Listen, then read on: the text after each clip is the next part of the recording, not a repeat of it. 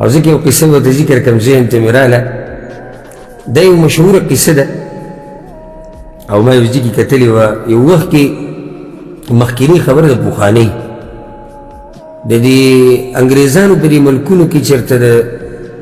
د دوو ملکونو فوټبال میچ و نو دغه میچ په دې دوران کې د موسم دومره خراب شوی دی چې دا کیلاډیان یو بل ته نه ښکارېدو یعنې داسې حالات جوړ شوي زموږ په علاقو کې بعضو ځایونو کې کله نه کله موسم داسې شي هغه لړه غونته کې راشي نو بلکل دا کیلاډیان یو بل ته نه ښکاري دا ډېره ښکلې قصه ده چې سړی بې لږ سوچ وکړي نو فایده ورکوي سړي له او دا حقیقي قصه ده نو دا نه ښکارېدو دا کیلاډیان یو بل ته نو هغه ټیم کې چې کوم ریفري و د میچ هغه میچ ودرو چې بې دا نه کېږي خبره ختمه شوه خو شور ډېر نو د دې یو ټیم دا کم ګول کیپر چې دا چې بال راټینګوي په ګول کې ولاړي ده دا شپېلې نه دی اورېدلی ده دا شپېلې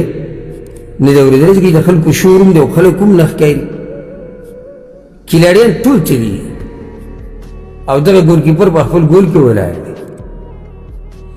په دې دغه کې ولاړ دی چې زمونږ کسان تکړه دي مخکې لګیا دي د اوسه پورې بال دلته نه راځي هغوی تکړه دي یعنې بال لا دې خوا نه دی راغلی 10 منټو پورې ولاړ دی بیا چې واپس راغلی د هغه مشهوره مقوله بیا څه مشهوره شو وی ما وی چې مخکې کسان شتي دیوال دی دې خوا ما ته څوک نه راپرېږدي کسان او بال دې خوا راځي نو هغو چې زه خبر شم ټولو زه په میدان یوازې پرېښودی او چې کله موسم برابر شو سړی غریب یوازې ولاړ کسان چې جوړته دي نو ما ته خو د سره ویلي چې مونږ ځو زه خو دلته ولاړ یم زه خو د هغوی شاته ولاړ یم یعنې د چا شاته ولاړ یم څوک دي زمونږ سره ژوند کې هم ګورئ دقې شان کېږي کله ناکله مونږ کله په بعضو باندې دوکه شو مړی د الله نه بعد هغه رور مې دی او تره مې دی او ملګري او دا څومره ډېر دي او دا ګورې نه سخته راشي غریب بیا څه شي یوازې پاتې شي داسې به شوي که نه به یې شوي بلکې زه خو دې یم چې اکثر داسې کېږي د سړي امیدونه ډېري او چې کله د کار وخت راشي